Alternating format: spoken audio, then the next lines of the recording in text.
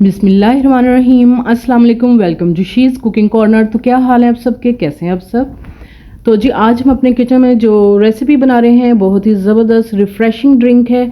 तो कैल्शियम से भरपूर है, आपके जिगर मैदे की गर्मी के लिए बहुत ही मुफीद है। तो ज़रूर ट्राई कीजिएगा इस मैंगो ड्रिंक को।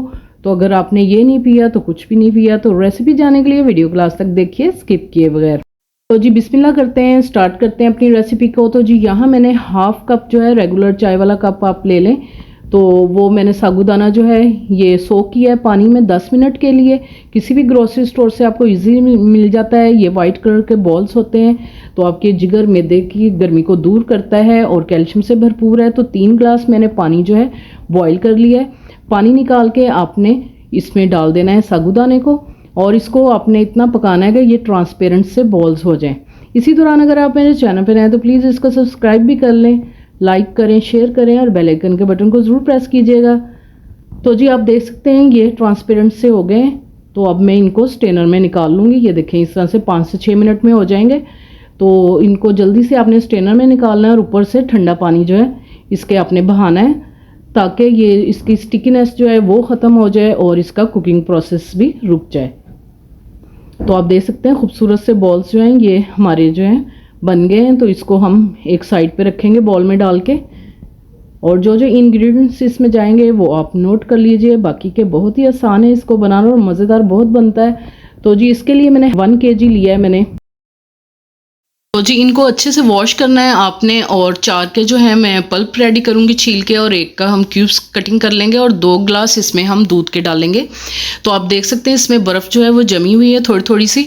इसको मैंने फ्रीज़र में रख दिया था ताकि इसमें बर्फ़ डालनी ना पड़े, इससे ज़बरदस्त सा जायका आता है। तो इसी तरह से आपने डालनी। इसमें 3 टेबलस्पून चीनी के जाएंगे और ये जो मैंने साबूदाना रेडी करके रखा है ये बॉल में रख दिया था मैंने।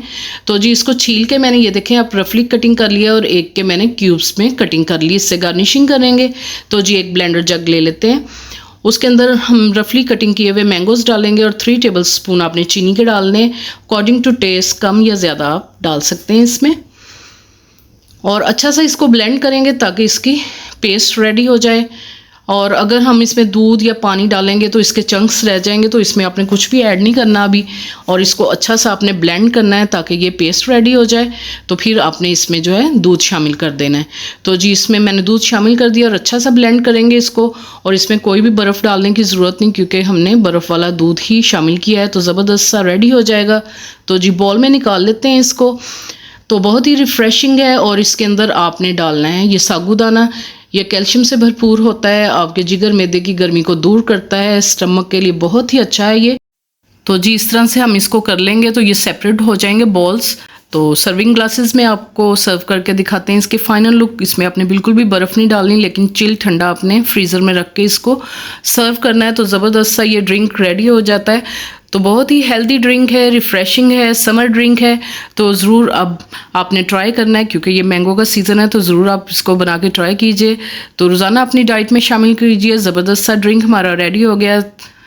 अगर मेरी वीडियोस आपको अच्छी लगती तो लाल सब्सक्राइब के बटन को प्रेस कीजिएगा, साथ में बेल आइकन ऑल पे प्रेस कीजिएगा ताकि मेरी हर रेसिपी का नोटिफिकेशन सबसे पहले आपको मिल सके। और ये बिल्कुल फ्री है। Thank you for watching. Next video तक के लिए अल्लाह हाफिज़।